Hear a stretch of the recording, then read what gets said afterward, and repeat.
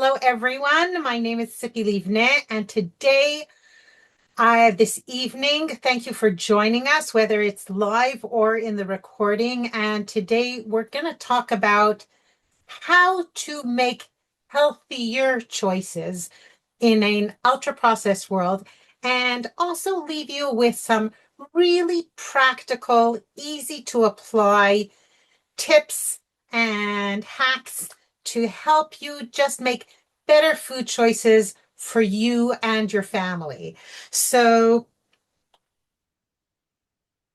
I want to start this with the fact that we're in the month of Av.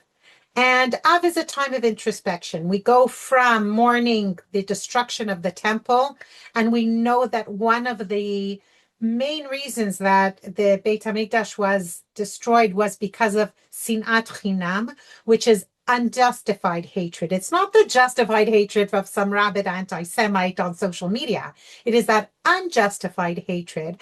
And I gave this talk during the 9 days to a group of women from Los Angeles. And one of the things I talked about then was the sinat chinam, sometimes that we hate ourselves unjustifiably because we're not as perfect as our neighbor, or maybe we're not in the clothes size that we want to be in, or maybe we didn't make the food choices we know we should be making, all kinds of things. A lot of times we just beat ourselves up unnecessarily. And I think that that is definitely a message that we should take home with us from the month of Av, is that it's really important also to practice, because right after Tisha B'Av, we have Tu B'Av, which is the holiday of love. And that is about Ahavat Chinam. That is about giving love freely. And one of the things that I work a lot on with my clients in the Jewish Sugar-Free Recovery Program is to love yourself freely, even when you mess up. And even when you didn't eat exactly the way you thought you should be eating, or you don't weigh exactly what you think you should be weighing, or you don't think that you talk to your kids exactly the way you should have talked to them. I mean, we're human, we're imperfect. And one of the things it's really important to practice is ahavat chinam, is loving ourselves just as freely and just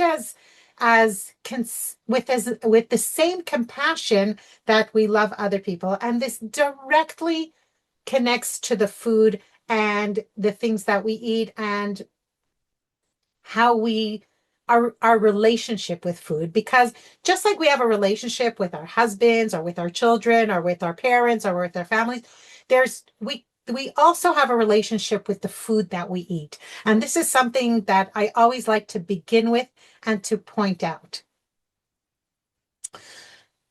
So what will we talk about today? Today we're going to talk about, first I'll tell you my story, how I came as a nurse to talking about ultra-processed food and addiction to ultra-processed food and sugars. What is ultra-processed food, and why do we need to know what it is?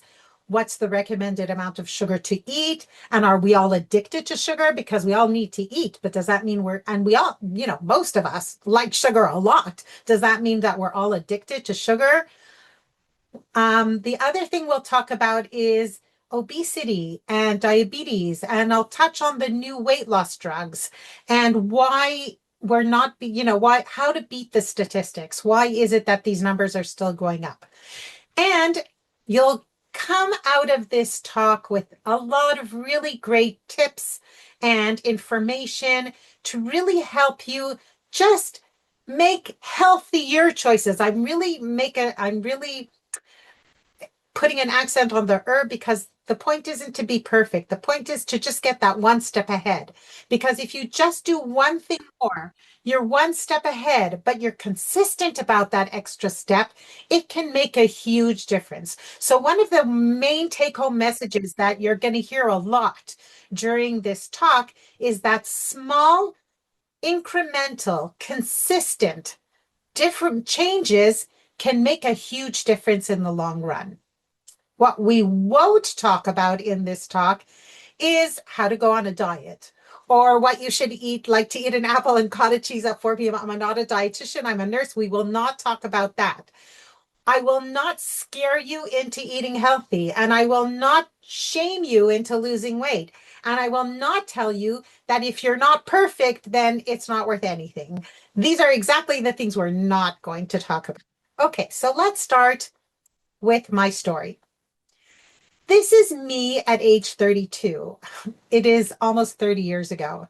And I had three small children at the time, and anybody who saw me or knew me really thought I was a very optimistic woman. I had a career. I was a nurse on a kibbutz. I had, a lovely husband, a profession, beautiful children. But the truth is that I felt like a failure in the one thing that I wanted to do most, which was to lose weight. And I tried dieting. And the thing is this, that from the time that I know myself, I had this fatal attraction to sugar. There was never any amount of candy that could suffice me. If I got a chocolate bar, it didn't matter what size it was. Even as a small child, I had to finish it all. But at this age where you see this picture, which by the way, I have no full body length pictures from that time. I didn't even have a full length mirror in my house at that time. Um, it had already really spiraled out of control. I was binging. I was never felt full. I never felt hungry. I just felt like I need to eat all day. And then this lovely woman who's become a dear friend of mine introduced me to the idea that some people are addicted to food, specifically sugar, starchy, ultra processed foods, the way drug addicts are addicted to drugs and alcoholics are addicted to alcohol. And it was like somebody turned a light bulb on in my head. I was like, oh my God, that's me. I'm a junk food junkie. And when I started looking for a solution to the problem of addiction rather than another diet to go on, that was when I found my solution. That was when I was able to lose weight and keep it off for the long term. I have kept off about 15 kilos from that time for close to 30 years. I found my recovery from food addiction in a 12-step program. There's many 12-step programs are peer support programs for all kinds of addictions, and they have ones for food addiction as well, like Overeaters Anonymous, for example. But I saw a lot of people, what's a peer support group? That means there's no professionals there. It's just one person helping the other who has experienced and found a way to solve their problem. But I found that some people came into these rooms and left them because they didn't like they just needed professional help. And I said, why aren't there professionals who treat food addiction the same way there are professionals who treat other addictions, like gambling addiction and alcohol addiction and drug addiction? And that was when I started researching this field from a scientific point of view. And that opened up a whole world, another world for me. And at the time, I'm talking about over 10 years ago, at the time, there were very few people in the world who were treating food addiction on a professional level. And I traveled the world to see them. I went to Canada. I live in Israel now.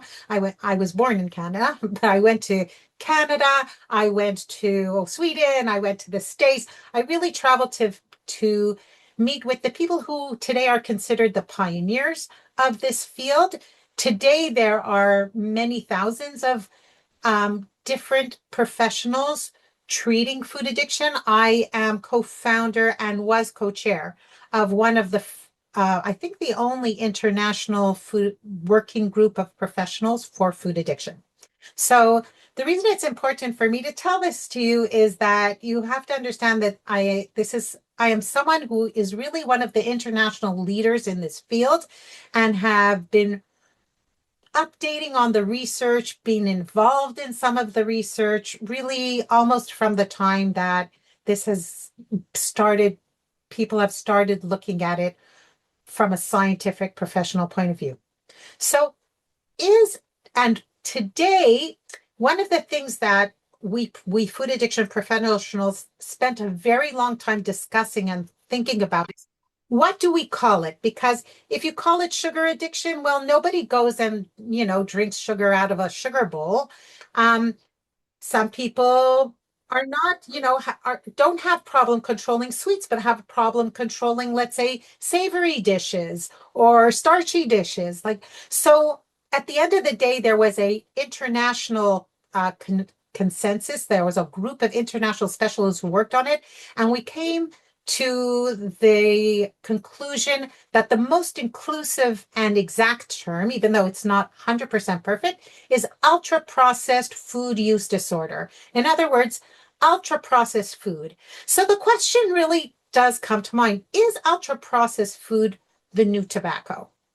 So let's think about ultra processed foods. And in a moment, I'll tell you what I mean by ultra processed foods. So ultra processed foods, first of all, are intentionally engineered to make us eat them more in hot, bigger amounts and more often than we intended to, even compulsively. They're also absolutely, like this, the science is there, that they are psychoactive, which means that they influence our brain in a way that it changes the way we feel. The other thing is that highly processed foods actually meet the same criteria that tobacco did, to be like the criteria that they used to label tobacco as an addictive substance. Actually, ultra processed foods answer to the same criteria. So what would we call ultra processed foods? First of all, there is a professional scale called the NOVA scale. And um, the NOVA scale, which you can look it up if you want, but I'm just going to give you like the basic bottom line. When could you say this is absolutely an ultra processed food? So first of all, if it has a very big ingredients list.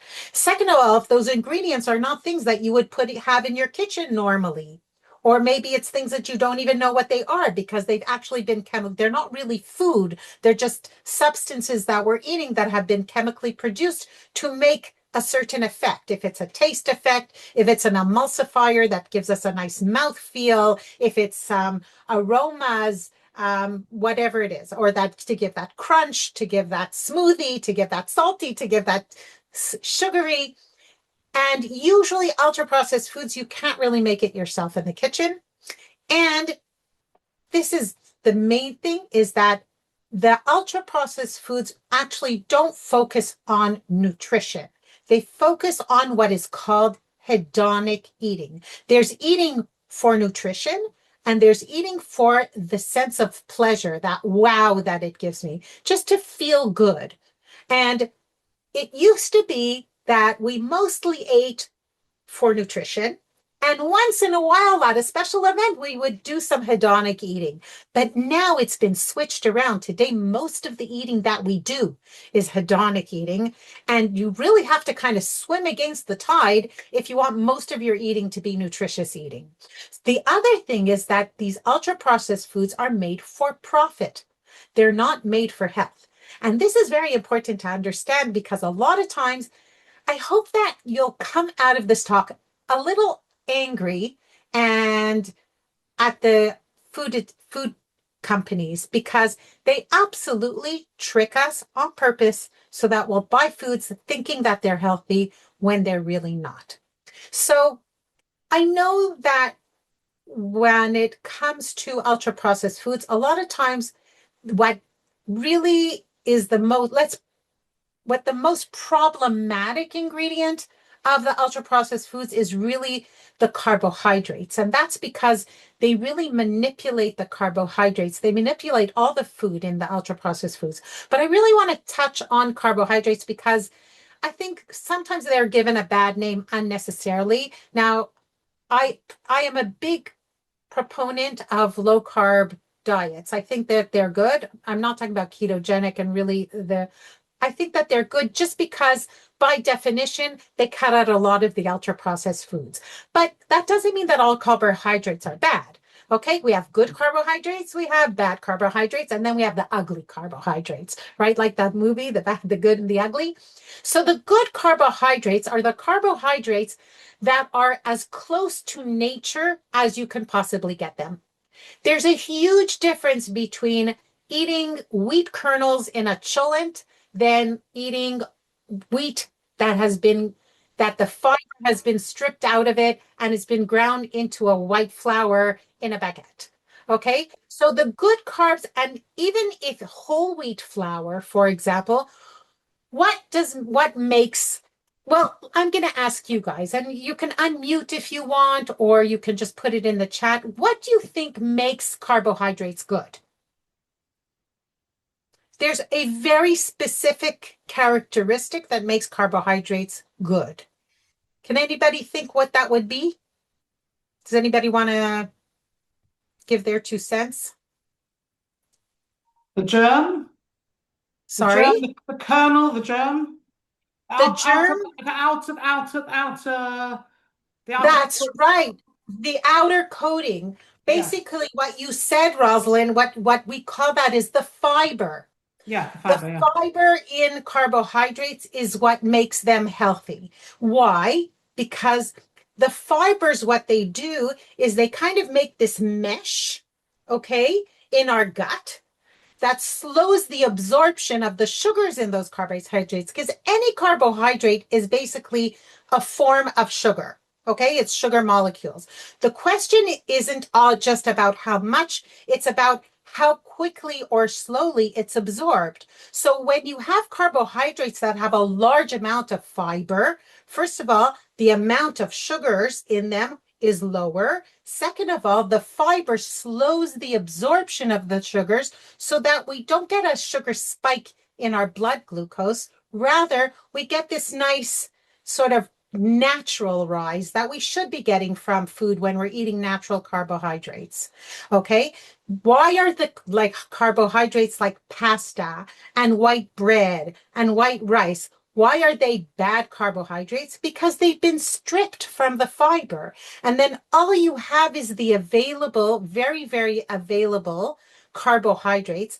It's like the sugar that doesn't taste sweet. It's called glucose. But because there are no fibers to slow the absorption, they can really spike our sugar levels in our blood. And that can wreak havoc on our metabolism. That's what happens is insulin, which is the hormone that is responsible to take that sugar from our blood and put it in the body where it needs to be. If we're constantly spiking our blood sugar levels, then the insulin system gets overworked and eventually it can break down. When the insulin system breaks down, that's what we call prediabetes. When it's just completely gone bankrupt, that's called type 2 diabetes. And type 2 diabetes is like that happens when that metabolic havoc has been happening for 20 years already. Okay, so when you do eat carbohydrates, I'm not gonna say to you never eat spaghetti, but I'm gonna say to you the more whole grain carbohydrates you eat, the better. The closer they are to their natural form, think wheat kernels versus whole wheat flour, because in whole wheat flour we already crushed up the fiber. It's not as effective as that mesh that we talked about. So that's how we want to think about our carbohydrates. And then we have the ugly carbs, which is the sugars. Now, sweet carbohydrates like cake and candies and ice cream and chocolate and all those things. First of all, they have in it that sugar that tastes sweet. One of the molecules is called fructose. Now, before 150 years ago, fructose, which is the part of the sugar that tastes sweet, and this is very important to understand, fructose, that sweet taste, is in honey and in maple syrup and in Ceylon or date honey, just as much as it is in table sugar. All of them are about half fructose and half glucose, that's the sugar that doesn't taste sweet. And the problem is because fructose was very rare in nature, our body doesn't really know how to metabolize it, how to get rid of it properly. So when we eat more than just a little amount, the excess of it turns automatically into fat. So if let's say now when we're eating bad carbs and spiking our insulin, Also, one of the things that happens is some of that sugar, because we have too much sugar, what is sugar? Energy for our body, because we have too much of it, so our body's turning it into fat. And then we have the fructose, where like it'll more than the littlest amount, it'll turn it into fat. So the take home message for all of you is you have to understand that it's not just about the calories you eat. Because if you're eating 100 calories of like those gummy gums, like, you know, the gummy bears or something like that, the amount of fat that your body will accumulate from that is no comparison to 100 calories of eggs. So this is the most fattening food that you can eat. Having said that, I'm not a person who thinks I'm going to take the people who really feel like completely out of control or like this is an addiction. I'm going to put that aside a minute. And I'm just going to talk about, you know, what people who can eat sweets in moderation. I'm not against all sweets. I'm not against all ultra processed foods. I just think that in today's world, and this is really my take on, we're eating so much more than we think we are. And I don't think that people really do understand the dangers of eating too much, but also like what's the recommended amount? So I know that the WHO recommends that adults should not eat more than the average of 4 to 6 teaspoons of sugar a day. For children, it's 4. Now, 4 teaspoons is, 1 teaspoon is like 4 grams, or I had it in ounces. I don't remember. I'm sorry, you'll have to look it up. But it's not that much. And one bowl of breakfast cereal usually will get you like over that recommended amount anyway. But that is the maximum. The recommended minimum amount of sugar per day is 0. So I'm not fanatic about ultra processed foods or sugar. I think that we have to look at them though the same way we'll look at a nice wine or a gin. It's delicious, it looks beautiful, it's something, a celebration, but this is not something we should be scarfing down 24/7. There is though one thing that I'm absolutely fanatic about that I think that we have to really just get rid of it. Like if you do this one thing from the top, as far as I'm concerned, like mission accomplished. And that is sweetened beverages. Sweetened beverages is like a sugar bomb to your body and to your brain. It is filled with that sugar, fructose. So let's think about it. If you eat an orange, right? It takes you maybe like 5 minutes to eat an orange. You peel it, you have to peel off the things, you have to spit out the pits. It's full of fiber that slows down the absorption of that sugar. But if you drink 100% freshly squeezed orange juice, what is that? It's like the sugar of 5 oranges, which you drink in maybe I would drink it in half a minute if I'm not too thirsty. No fiber to slow down the absorption. And it's just a huge sugar bomb. One of the things I can tell you, I live in a religious community in Mitzpenet Tufa in the north of Israel. And one of the things that our community decided is that at the kiddushes in Shul, there are no sweetened drinks on the table anymore. There's plenty of other stuff. There's chips, there's bamba, there's cakes, there's this stuff for the kids. No sweetened drinks. There's water and soda. I am so proud of my community about that. So if there's that's the one thing that I am fanatic about. If you can get rid of the sweetened beverages, you've done a huge service to yourself and your family. But, okay. But even if you just, and one of the things I can tell you is I always recommend to the clients of my sugar-free recovery program to read the ingredients of every single product that has a label, and to choose the ones that have less sugar. Choose the ketchup that has less sugar. Choose the cereal that has, if you're going to buy cereal anyway, choose the cereal with less sugar in it. If you're going to buy mayonnaise, choose the mayonnaise with less sugar in it. Now, the reason why this easy hack, right? You're eating the same things, and usually there's really almost there's no different in taste. But think about it. Let's say by doing that, you saved on average 1 teaspoon of sugar per day. That's it. Just 1 teaspoon. Okay? 0.14 ounces. Nothing.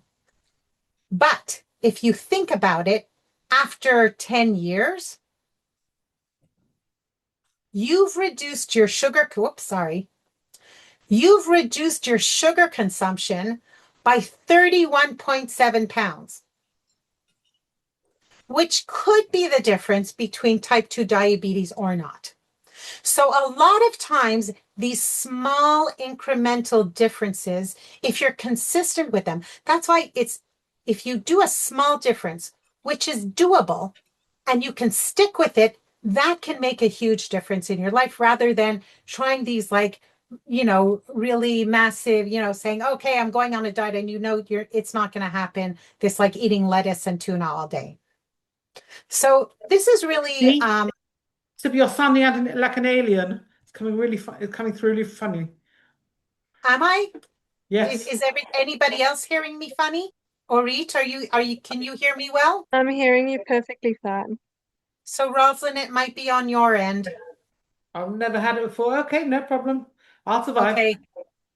Okay. So I want to talk about the effect of these ultra processed foods and especially the sugars on our brain, okay? Because we talked about it that ultra processed foods, one of the things that makes them similar to tobacco or to smoking, and by the way that they're marketed today is exactly the way cigarettes were marketed in the 40s and 50s and 60s when the research was coming out that they're very harmful. And the tobacco company said, okay, but don't be the police and people have a choice and smoking once in a while is relaxing and nice. But in the meantime, they aggressively marketed it to children and to teenagers because they knew that that's going to make them customers for life.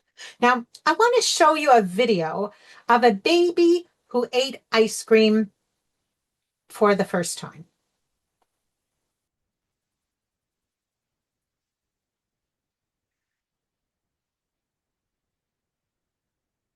Ice cream for her birthday party.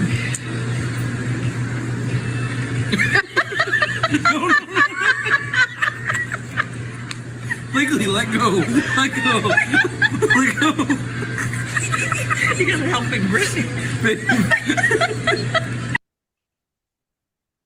Okay, so that's a cute video, but let's think about it schematically, what happens in the brain of this little baby. And what I'm going to tell you is very generalized and not exactly, it's much more complex than that, but we're going to put it in a very simplified way just to help you understand something and perhaps give you an aha moment regarding why it's so hard to avoid the temptation of these foods. So when we eat, when we have sex, when we drink, when we do anything that we enjoy, right? We get this feeling of pleasure. Now, pleasure and happiness are not the same thing. We'll talk about that in a moment. Does anybody know what the chemical in our brain that expresses pleasure is called? It's called dopamine. Yeah. Exactly, Rosalind. I'm sure you've all heard about it. Maybe some of you have heard it being called the happiness chemical. It's not. It's the pleasure chemical. It's the wow chemical. Now, when that little baby, right, let's call her Sarah, when Sarah drinks milk or has her bottle or whatever, maybe she nurses from her mother, she experiences pleasure. We're all wired to experience pleasure from food. But what happens when she eats this ice cream, which is much tastier than nature intended, then that stimulation of the brain in the place where we experience pleasure, it's so much more, right? Now that memory has been seared into her brain. And anytime that she is cued or her brain is sort of activated to bring that memory up again, she's going to want ice cream. Anytime she sees an ice cream parlor, she's going to want it. So basically, what the dopamine happens is after the first time that we've experienced that wow, what the dopamine does is it makes us want to do it again. It motivates us. And that's why when we see that delicious cake or we smell that smell, like, of that reminds us of our grandmother's kitchen or whatever it is, it makes us want to repeat that experience. And a lot of times the experience doesn't come up to what we expected. What we were expecting is the dopamine. Now, here's the thing. It's very important to understand that this happens in the automatic parts of our brain.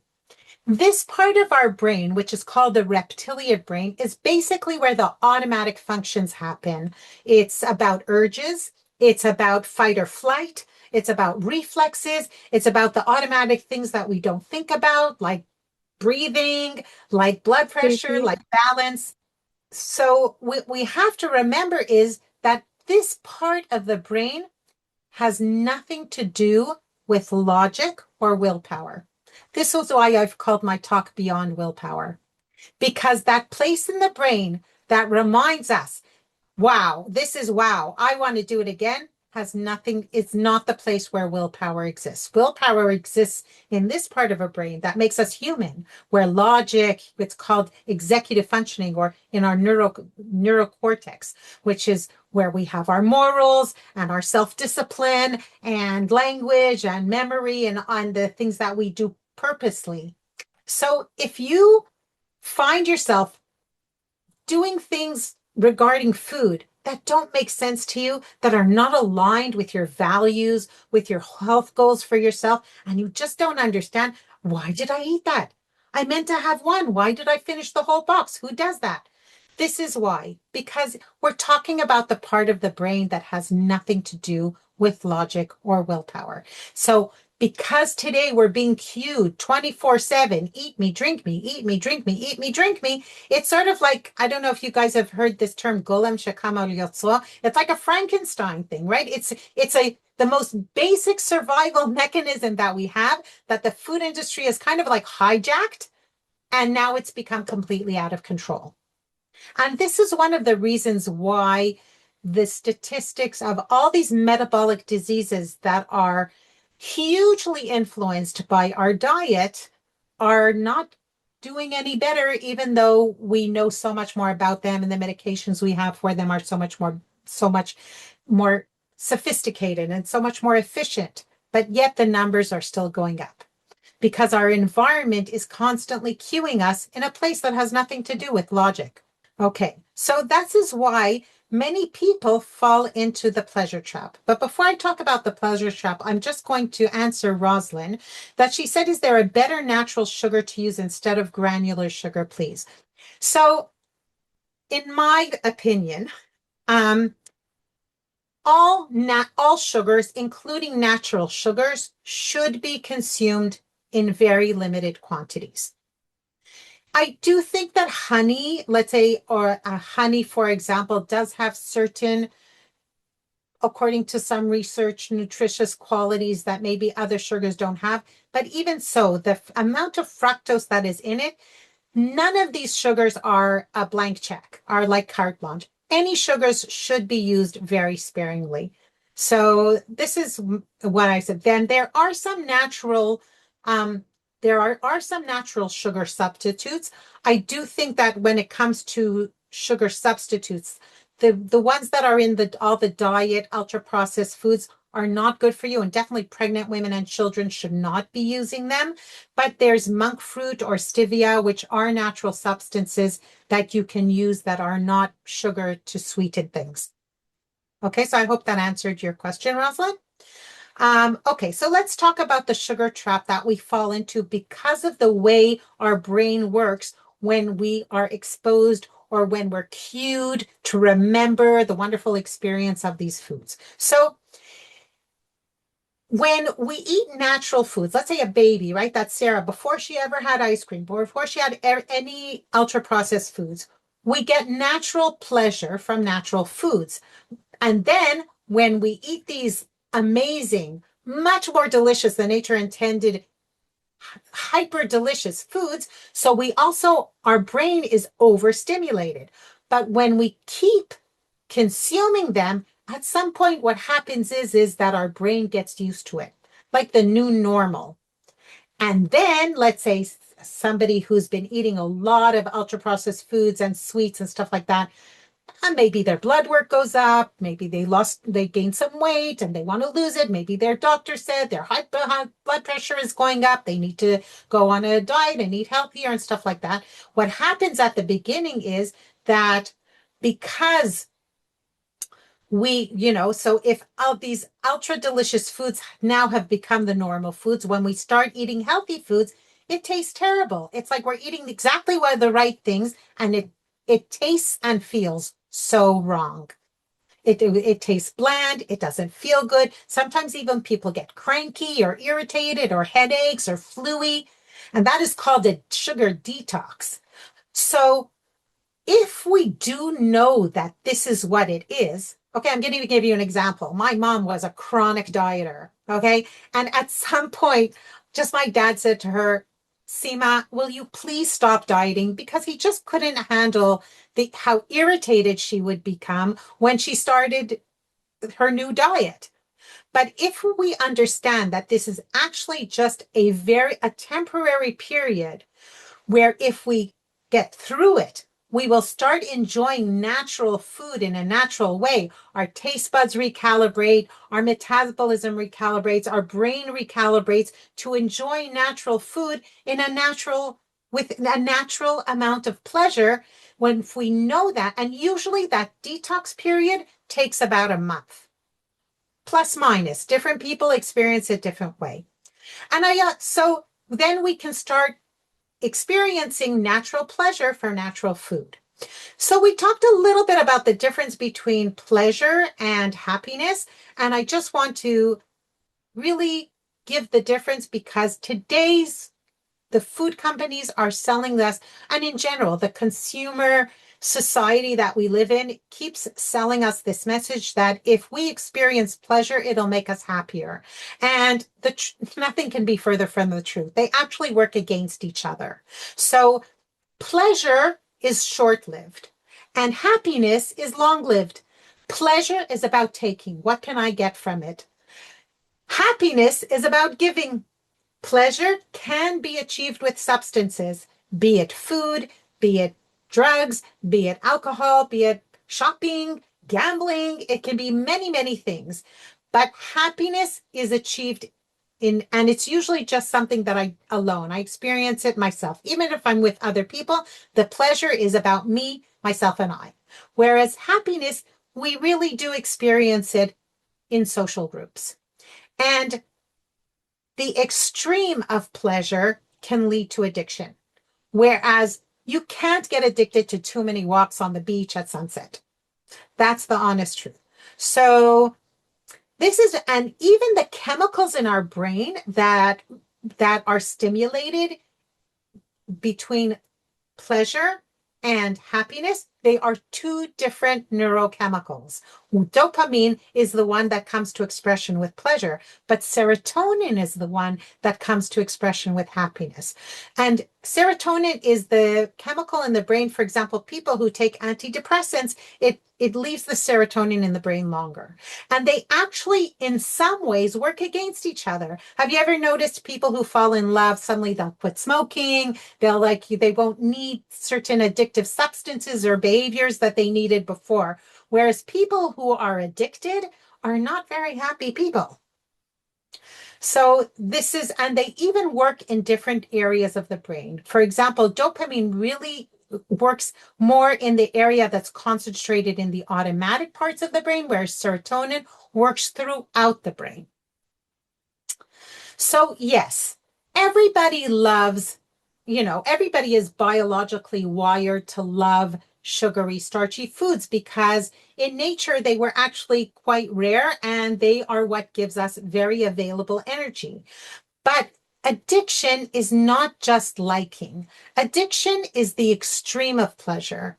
So people, say sometimes I'm addicted to this television show, or I'm addicted to this book, or I'm addicted to this, or I'm addicted to sugar because I love chocolate cake. That is not addiction. Addiction is when it becomes compulsive, when it's harmful and I can't stop. I know it's harmful. I know it's bad for me, and I can't stop anyway. Somebody who has type 2 diabetes and is eating sugar like there's no tomorrow, that would be one of the things that we have to think about.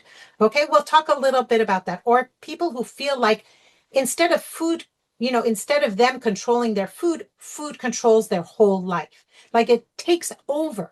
That is addiction. And no, not everybody who likes chocolate cake is addicted, feels like it's taken over their life and they absolutely have no control.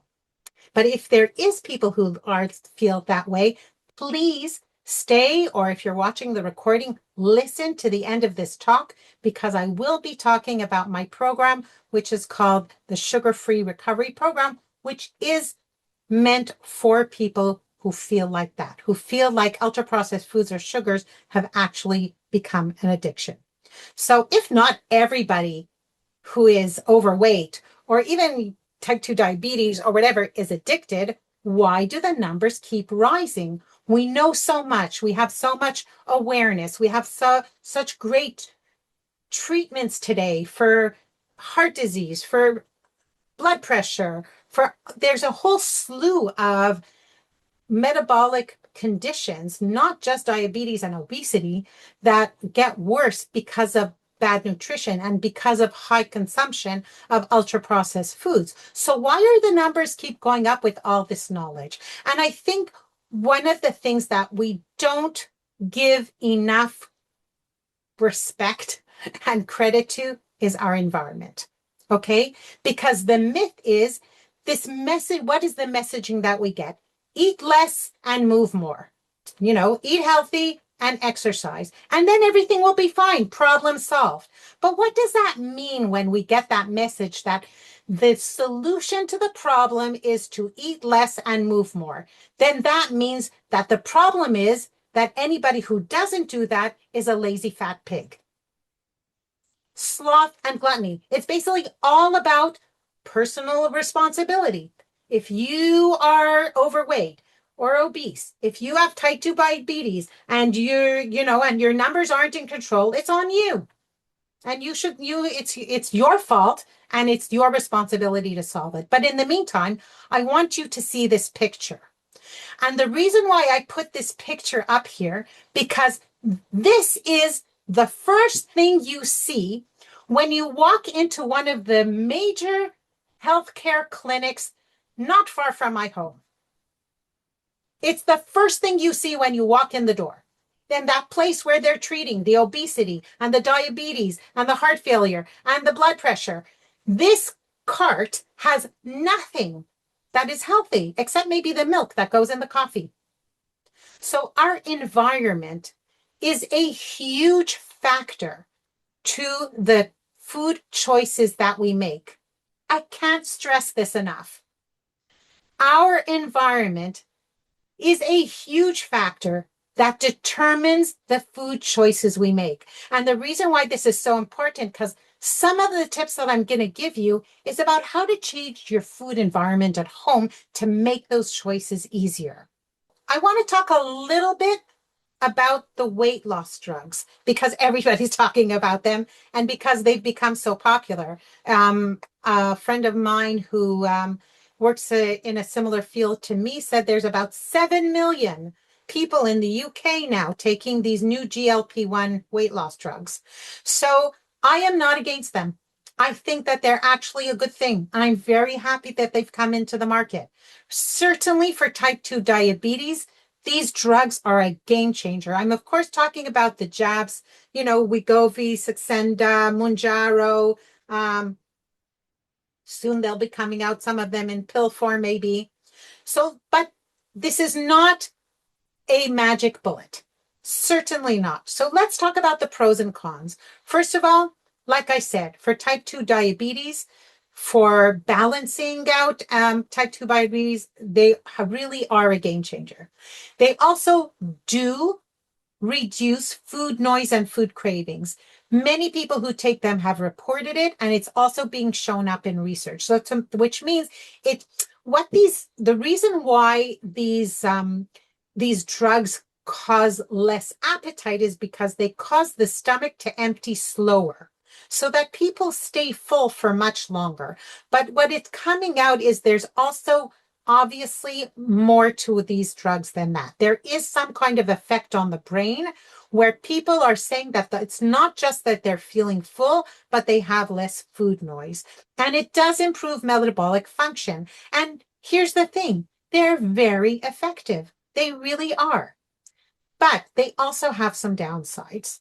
For example, many people stop taking them. There's about a 40% or 50% dropout rate to these drugs, mostly because of the gastrointestinal side effects. They can cause nausea, vomiting, diarrhea, and sometimes quite severe.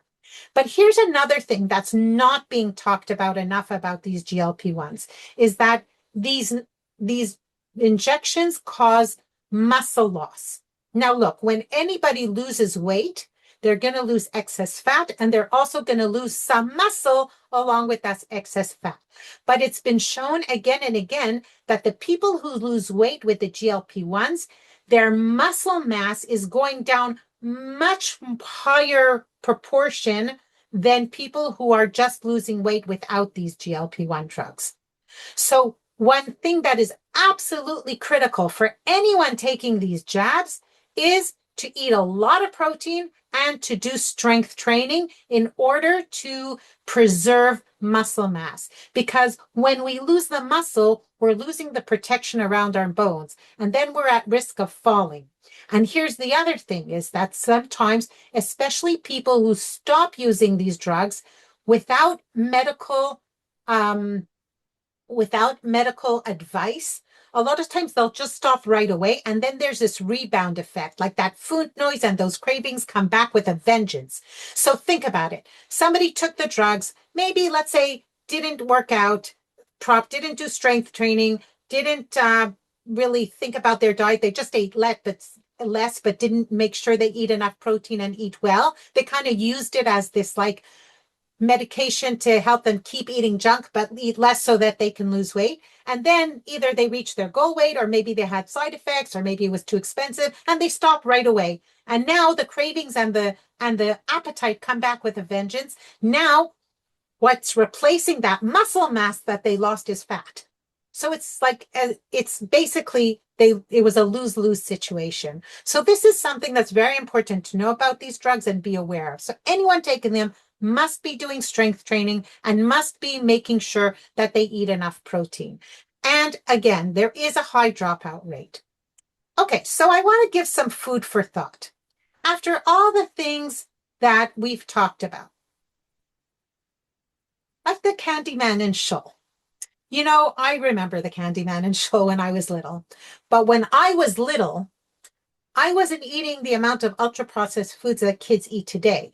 And if I got a candy from the Candyman in Shoal, it wasn't on top of much larger amounts of average sugar consumption that kids are eating today versus what they ate 30 or 40 years ago.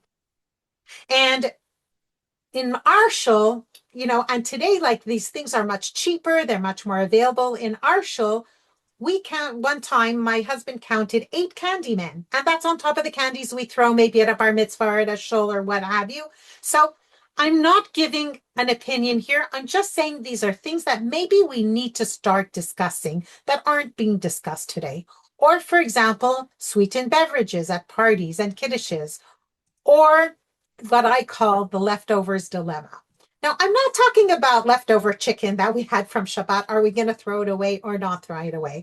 I'm talking about, let's say, we had a party, or there was a Shiva, God forbid, or any event, and there's like these big amounts of croissants, candies, cakes, whatever it is that are left over. What do we do with them? And I'm going to give you an example. My grandson, who's in grade 4, so he once came and told me very excitedly about, you know, this fact that one of the teachers brought them this huge box of chocolate croissants because then and just told them, here, have some, eat it. And he said everybody, I ate only one, I couldn't eat any more, but everybody else like 3 and 4 and 5. Now obviously this teacher had them left over from some event, didn't want to throw it away because it's Bal Tashris. Is it? I don't know. That's a good question that I think the rabbis need to address today, and they're not. So he gave it to these 10-year-olds who are, of course, are going to scarf it down like there's no tomorrow. But did he really do a good thing for them?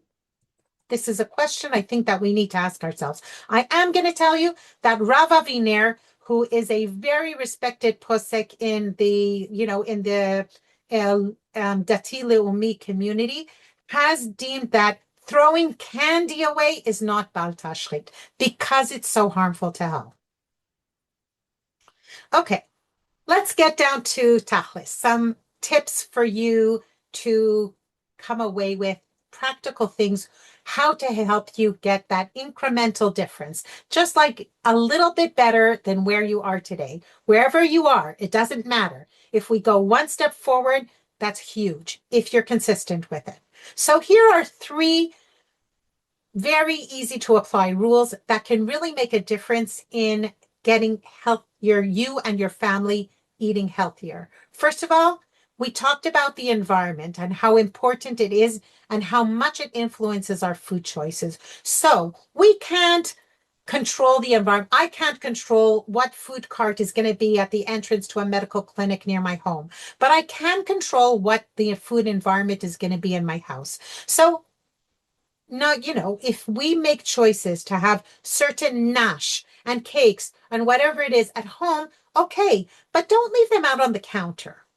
If if one of your kids eats a bag of crisps and leaves half of it open on the counter, wrap it up, put it in the closet, make sure that all the nash, all the unhealthy stuff is put away in closed containers that you can't see through. I see that there's a question, I'm going to answer it in a minute, that you can't see through in the closet, so that anybody who wants a cookie, and if somebody wants a cookie and you've decided, we have cookies in the house, fine, but they should want the cookie and not just taking it on the way with this like subconscious eating. So put healthy food out where it's visible, where people will, so that they'll eat it, and put the unhealthy foods away in the closet, out of sight, out of mind. Chomi asks, is there a way to know whether one can be in the pre-diabetic stage, or does the doctor only tell us when it's, so to speak, too late and one is diabetic? Is there a blood test? That's a fantastic question. I'm going to finish these tips and then I'm going to answer you, Chomi. The rule number 2 is veggies first. Ever since my kids are little, what I do is this, and I do this with my grandchildren now. When everybody, we get to the table, we haven't put the stuff out on the table yet, but everybody is sitting around now. The first thing I do is on the table, there are finger vegetables. Then everybody sits down, and then I go and I start bringing out the other dishes. Then what happens is everyone is very hungry and they start noshing on the vegetables. And that's a fantastic thing, because the more vegetables, it's not just about what we don't eat. It's also about it just as much, if not even more, about what we do eat. And if you get your kids, here's the thing, I never push. I never tell them, eat the vegetables, they're healthy. First eat the vegetables, then I'll give you this. I don't do those negotiations. I just put it there. It's just there. And if it's there every day, at some point, the kids are going to eat it. Or at least they know that this is what's on a table first, vegetables. And it's amazing to see the way my grandchildren, even the ones who don't like vegetables, when that's what's on the table first before everything else came out, they start noshing on the vegetables. The other thing is prioritize the kitchen. Anything that you make, the most decadent dessert, the most incredible bread, if you made it at home from scratch with natural ingredients versus buying it from a commercial kitchen, you have done a huge thing. It's healthier already. It doesn't mean it's healthy, but it's definitely healthier. Now, I know that in today's world, we can't do it 24/7, but if maybe, somebody used to have takeout 3 times a week. And now they only reduce it to 2 times a week. And that extra time a week had a home cooked meal. Now, from scratch means all these prepared sauces and, and dishes that we like put in the oven, which is basically what they do mostly in restaurants, right? They don't really make it there. They just get these ingredients, pre-prepared ingredients, and warm it up. When we do that, that's not called home cooked. I'm really talking about making it from scratch. So if once a week you make a meal from scratch more than you did before, we're ahead of the game. Okay, now I wanted to answer Khomi's question because it's an excellent question. And unfortunately, yes, a lot of times pre-diabetes is not caught well, because a lot of times what happens is when the system is only starting to break down, the fasting glucose is still going to be okay. But there is actually, but it's not a standard test. There is a way to find pre-diabetes is to take fasting insulin.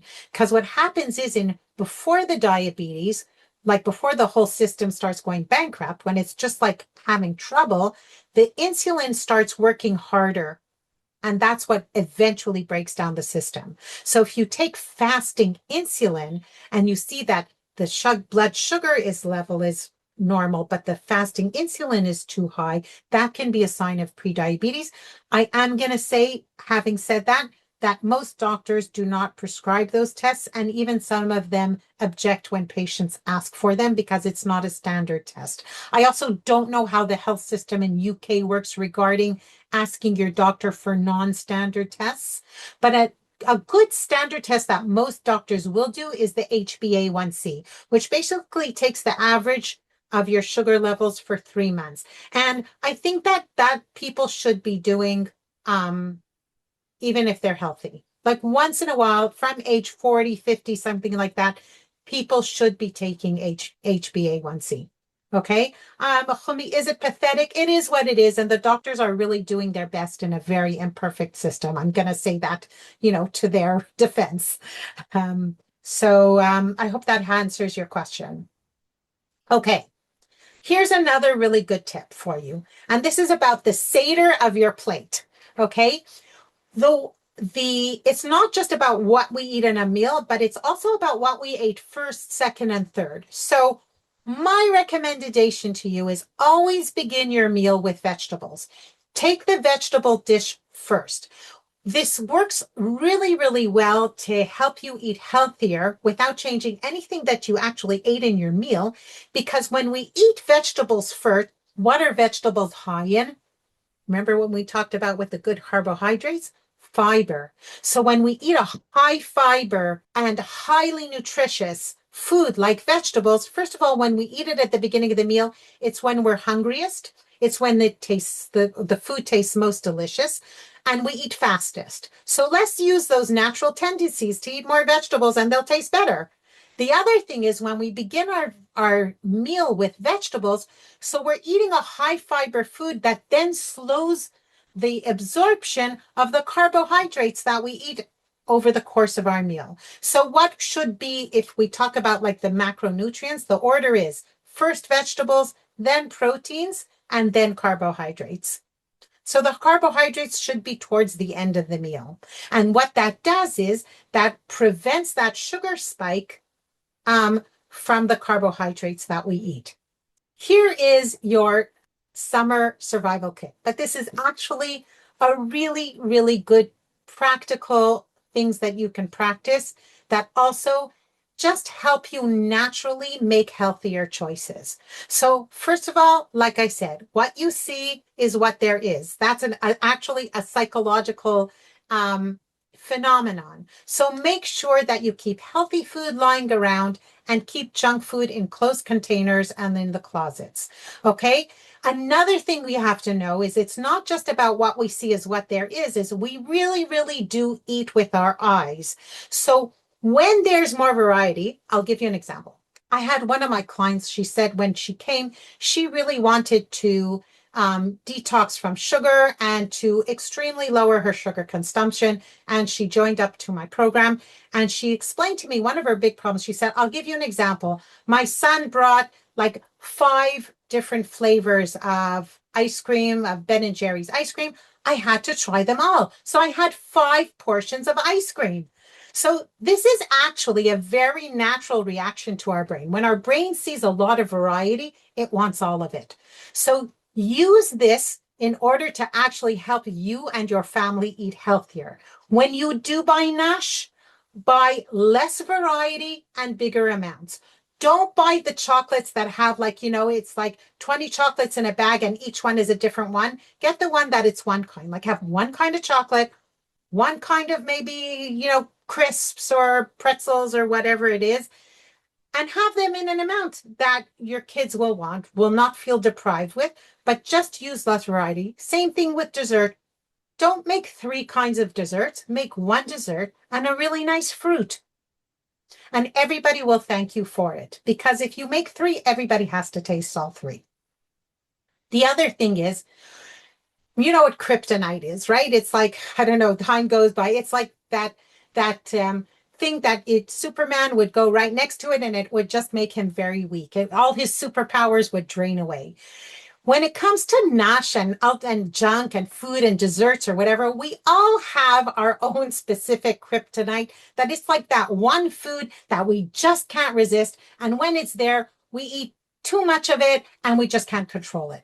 Even people who are not addicted to food usually will have those specific 1 or 2 foods that they just can't control themselves or resist. So these are the foods that should not be coming into your house. Don't let your kryptonite, don't keep it in your environment. Keep it away from your environment.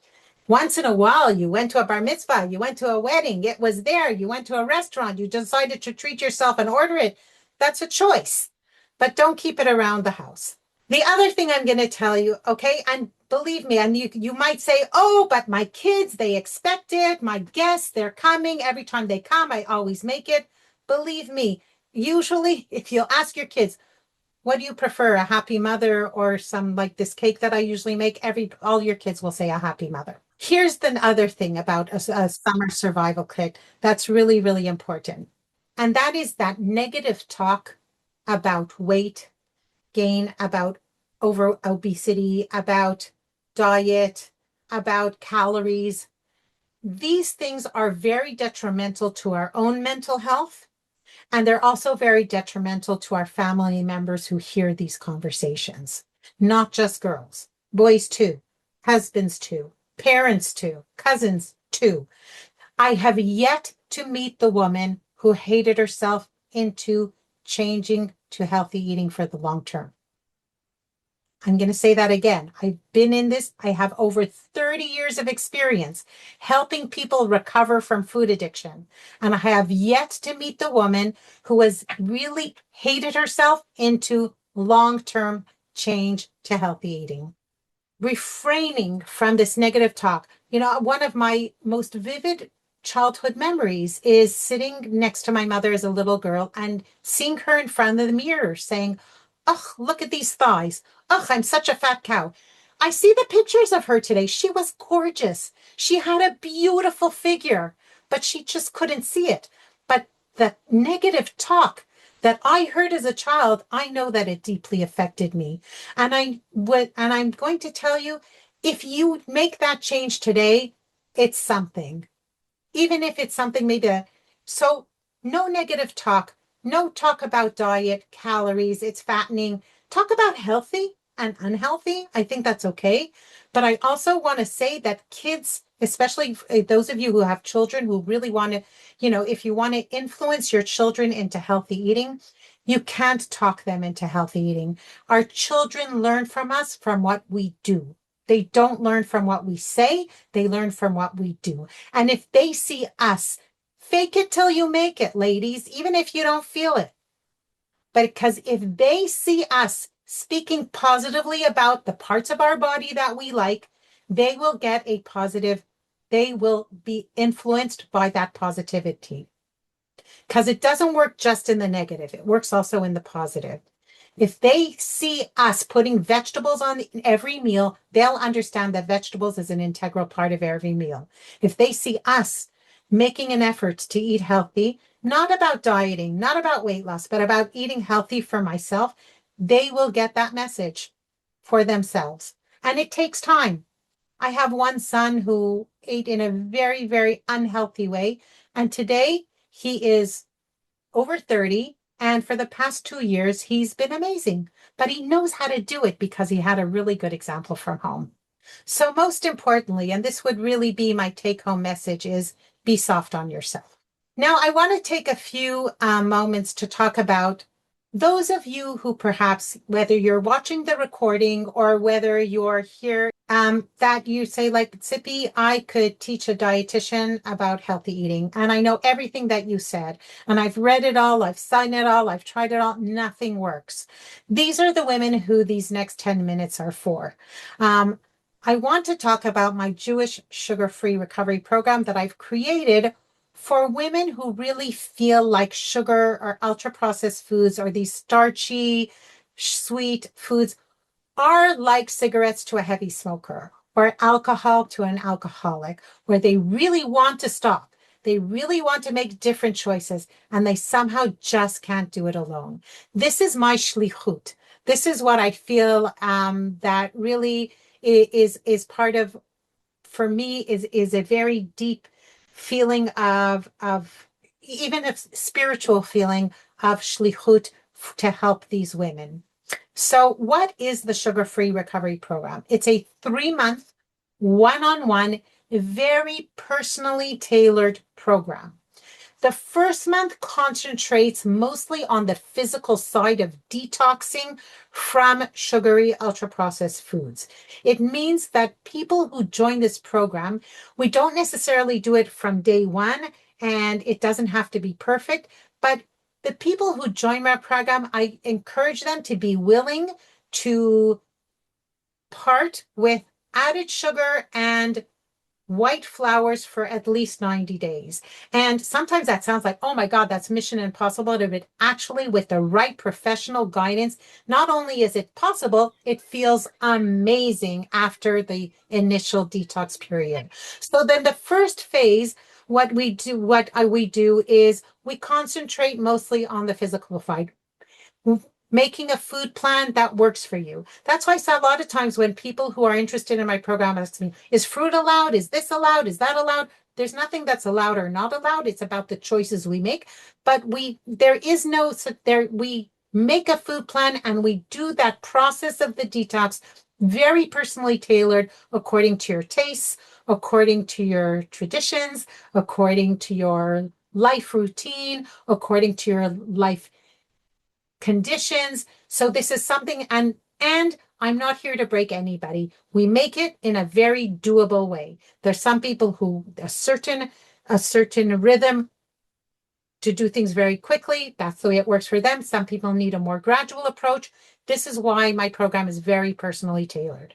The second month is the month where, when a healthy eating routine has already been established and things are getting easier, we start working on the habits, on the mindset, on the mind talk, on the strategies and tools to make this a life change. The third month is even establishing that even more. We talk a lot about the spirituality of food and of eating. And to really, the third month is really about, what we do in special events and how to go on vacation with it. And what do we do when it's Rosh Hashanah? And what do we do for the fast of Yom Kippur? And like, Baruch Hashem, our Jewish tradition is really full of challenges when it comes to healthy eating, right? I think somebody once said that he tried to explain to his Goyish friend, like, think if you have Thanksgiving, they're American. Think if you have Thanksgiving dinner every Friday night and every Saturday morning.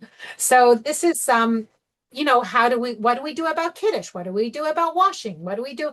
These are all the things that we address on a very personal level. And in the third month, we're actually taking this and making it looking towards the long term and how we make this something that can last for life.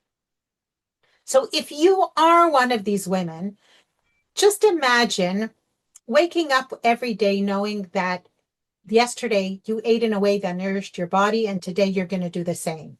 Imagine going through your day energized and in a balanced mood, liking what you see in the mirror, being soft on yourself, and quickly bouncing back from imperfections. Because one of the things that we make a huge focus on in the Jewish sugar-free recovery program is not that you have to be perfect. You don't have to be perfect to succeed. But one of the things we learn about is what happens if I messed up? How do I get back on track as quickly as possible with as little, with as little, and just get back to doing the things that are good for me? Think about feeling grateful to Hashem and to yourself for improved health and being a role model of healthy eating for your children. So what you get in the Jewish sugar-free recovery program is the way it's run is we meet weekly one-on-one via Zoom for 60 minutes, and I am available to my clients 24/7. The first month is quite an intense month where we're usually in touch pretty much every day, either via WhatsApp or phone calls. But throughout the 3-month program, I am available to my clients 7 days a week. I'm there with you side by side, helping you with the challenges, answering questions, making sure you don't have to do this alone. The food plan that we build together is personalized and very balanced. There are no huge expenses on supplements. We use the food that's in the supermarket, and it's also very personally tailored to each person. Along with that, you get huge amount of exclusive resources, guided meditations. I'm an NLP master practitioner. We use a lot of the NLP tools to help strengthen the inner talk and the inner mindset and change the mindset around food. There is also a wealth of outside resources, podcasts, books, articles, things that to help, and each person according to what interests them, which materials, because there's so much, which materials can really help support that person.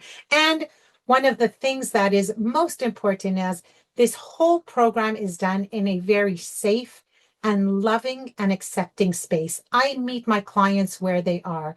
I am here for them. I'm not here to bend them in a way that's not natural for them. Okay? This is very exclusive and very personally tailored in a compassionate and accepting way.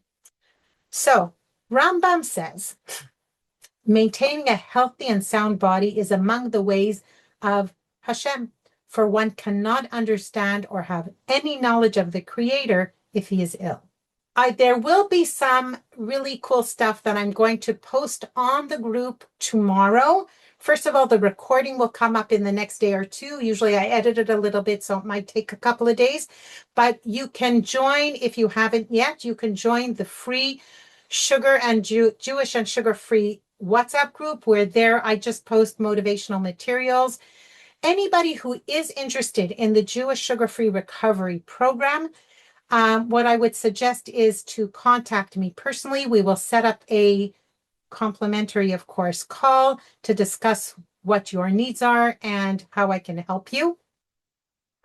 And I will also give you guys some other free stuff and links tomorrow on the group.